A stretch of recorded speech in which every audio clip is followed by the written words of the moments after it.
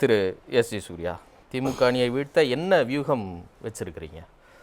முதல்வர் வேட்பாளர் பிரதமர் சொன்னாரா இல்லையா இந்த கேள்விக்கு ஏப்ரல் 11, 2025 11 மாதம் முடிஞ்சிருச்சு. அமித்ஷா அவர்களே சென்னைக்கு வந்து எங்களுடைய முதல்வர் வேட்பாளர் எடப்பாடி பழனிசாமி அவர்கள் சொன்னதோட அந்த டிபேட்டே முடிஞ்சிருச்சு. அவர் சொன்னது தப்பா இருந்தா மோடி வந்து அது தப்புன்னு சொல்லுவார். அது வரைக்கும் நீங்க வெயிட் பண்ணுங்க. அந்த தலைவர் இவர்தான் நம்முடைய எடப்பாடி முடிச்சிடுறேன். இப்போ எங்களுடைய முதல்வர் வேட்பாளர் எடப்பாடி பழனிசாமி அவர்கள் அப்படின்றதுல எந்த மாற்று கருத்தும் கிடையாது. எங்க 3 கூட்டத்திலையும் பாருங்க, மதுராந்தகத்துல பாருங்க, மதுரையில பாருங்க, இன்னைக்கு திருச்சியில பாருங்க, பெரிய கட் அவுட்டு அந்த பேக் டிராப்ல மோடி அவர்களுக்கு சமமாக எடப்பாடி அவர்கள் எவ்வளவு உயரமாக இருக்கிறார்கள்னு தயவு செய்து நீங்க டிவியில போட்டு காமிங்க. அதனால முதல்வர் வேட்பாளர் இவரா, அவர் பேர் சொல்லலையா, இவர் பேர் சொல்லலையா அப்படின்ற விவாதம் வந்து விரயமானது. நாங்க மிக மிக தெளிவாக இருக்கிறோம். எங்கள் வேட்பாளர் முதல்வர் வேட்பாளர் எடப்பாடி பழனிசாமி சொல்லல. அவர் தான் முதல்வர் வேட்பாளர், நான் ஒத்துக்கிறேன். அவர் பேரை ஏன் சொல்ல மாட்டேங்கிறாரு அப்படிங்கிறது அவ்வளவுதான். சிம்பிளான பேரு சொன்னாரா இல்லையா நீங்க எடுத்து பாருங்க. அறிமுகப்படுத்தும் போது சொல்றாரு இல்லையா, அவ்வளவுதான், விடுங்க, அது போதும், அது முடிஞ்சிருச்சு. இது வந்து இப்போ இதெல்லாம் ஏன் இந்த பேச்சுகள் வருது அப்படின்றது என்னுடைய அபிப்பிராயம் அப்படின்னு பார்த்தீங்கன்னா, இப்போ மோடி அவர்கள் சொல்லக்கூடிய பதிலுக்கும் சேர்த்து வலுப்பெறுகிறது அப்படின்னா இது 3வது கூட்டம். ஜனவரி 23 மதுராந்தகம், மார்ச் 1 மதுரை, இன்னைக்கு மார்ச் 11 திருச்சி. 3மே கூட்டு பரப்புரை. இப்போ திமுகவில் போடுற மாதிரி முதல்வர் மட்டும் போய் சிங்கிள் மேன் ஷோ போடல. எங்க கூட்டணியில எவ்வளோ கட்சிகள் இருக்காங்களோ, எவ்வளோ தலைவர்கள் இருக்காங்களோ, ஒரு தலைவர் விடாம ஒவ்வொரு மேடையிலையும் வந்து பேசி இந்த கூட்டணிக்கான கூட்டமாக 3 கூட்டத்தை நாங்க முடிச்சிட்டோம். ஆனா எதிர்த்தரப்புல இன்னும் ஒரு கூட்டம் கூட கூட்டு பரப்புரை இன்னும் ஆரம்பிக்க கூட இல்லை. பொதுவா என்னுடைய ஒப்பீனியன்ல சொல்றேன். நானும் ஒரு 15 வருடமாக அரசியலை பார்க்கக்கூடியவ. நாங்க இங்க இருக்கக்கூடிய மக்கள்ல ஒரு 60-70% ஃபிக்ஸட் ஓட் பேங்க் நம்ம வச்சுக்கலாம். திமுக, அதிமுக, மற்ற கட்சிகள். அந்த 30% ஆசிலேட்டிங் ஓட்ஸ் இருக்காங்க இல்லையா, அவங்க வந்து பல ஃபேக்டர்ஸ்ல வந்து முடிவு செய்வாங்க. அதுல ஒன்று வந்து ஸ்திரத்தன்மை.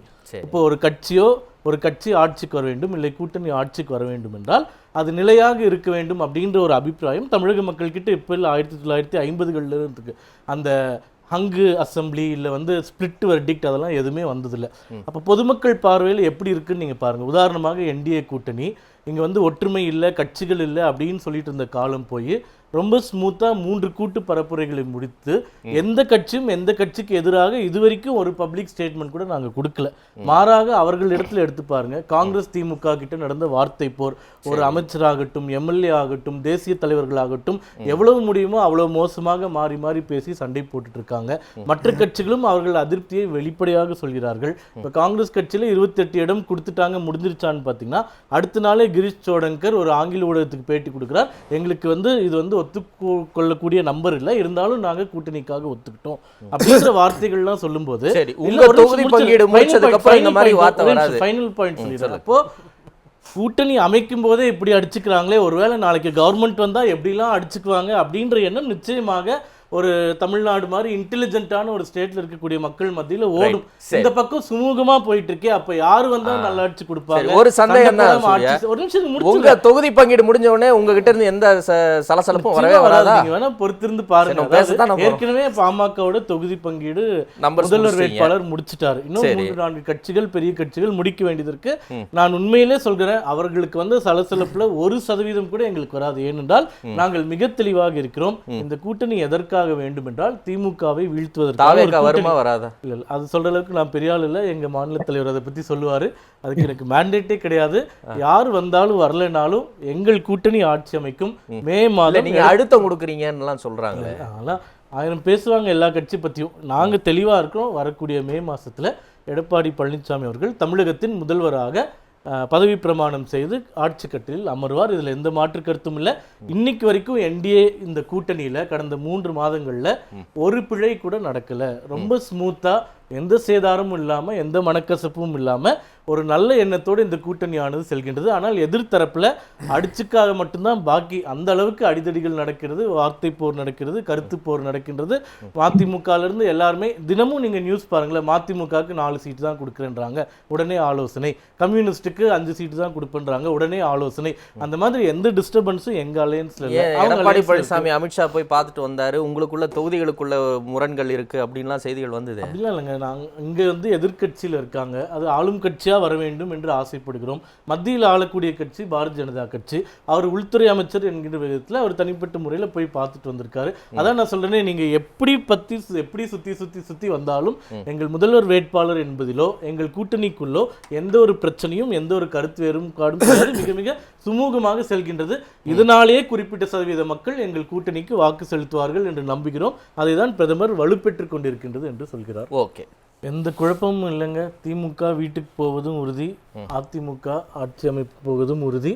நிச்சயமாக எடப்பாடி பழனிசாமி அவர்கள் முதல்வராக அமர்வார். யார் என்ன குழப்பம் ஏற்படுத்த ட்ரை பண்ணாலும் அது உண்மை இல்லைன்றது கடந்த 3 மாத கால நிகழ்வுகள் சொல்லிட்டு இருக்கு. இதே போன்று கூட்டணி பங்கீடு, கூட்டு பரப்புரை, தேர்தல் பரப்புரை எல்லாமே நல்லபடியாக அமைந்து நாங்கள் ஆட்சிக்கு வருவோம். இல்ல அவங்க இதுல குழப்பம் நீங்க இப்ப அடிச்சுப்பாங்க. நீங்க நாலு தொகுதி பாருங்க, அழகா கையெழுத்து போட்டு போயிட்டார்ல. அதான் மிரட்டினா எல்லாரும் போட்டுதான் ஆகணும். அவர்களுக்கும் வேற வழி இல்லை, போறதுக்கும் வேற வழி இல்லை.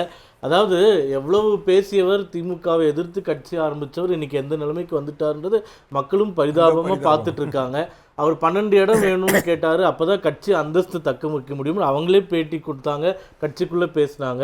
இப்போ கிடைக்கிறது போதும்னு சொல்லிட்டு வாங்கிட்டு போயிட்டாங்க. அவ்வளோதான். மிக மிக பரிதாபமாக இருக்கின்றது.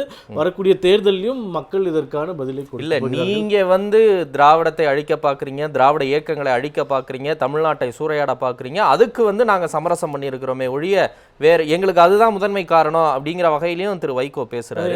உங்களை வீழ்த்துவதனால அவங்க அதில் வந்து சமரசம் பண்ணி பேச முடியாது. ஸ்டாண்டர்ட் டெம்ப்ளேட் திமுகவுக்கு ஒரு 10 பாயிண்ட் வச்சுருக்காங்க. அது எப்பயுமே பேசுவாங்க. அது அவங்க கூட்டணி கட்சிகளும் பேசுகிறாங்க. அதில் வேறு எந்த ஒரு கிரெடிபிலிட்டி இருக்கிறதா நம்மளும் பார்க்கல, மக்களும் பார்க்கல. இன்ஃபேக்ட் மக்கள் சிரித்து கொண்டிருக்கிறார்கள். அவ்வளோதான். அது 3 வந்து திமுக சின்னம், 1 வந்து அவங்க சின்னம்னு சொன்னால் அந்த கட்சி எவ்வளோ வீக்காக இருக்குது அப்படின்றத அவங்க போர்ட்ரே பண்ணுறாங்க. அவ்வளோதான். 2024 நாடாளுமன்ற தேர்தல் நாலுமே அவங்க சின்னத்தில் நின்னாங்க. இல்லை இருங்க, நான் உங்களை கேட்குறேன். உங்கள் கூட்டணியில் இருக்கிற ஒரு சில கட்சிகளை கூட தான் தாமரையில் நின்னாங்க. அப்போ நீங்கள் அவங்கள அடிமையாக வச்சுருந்தீங்களா?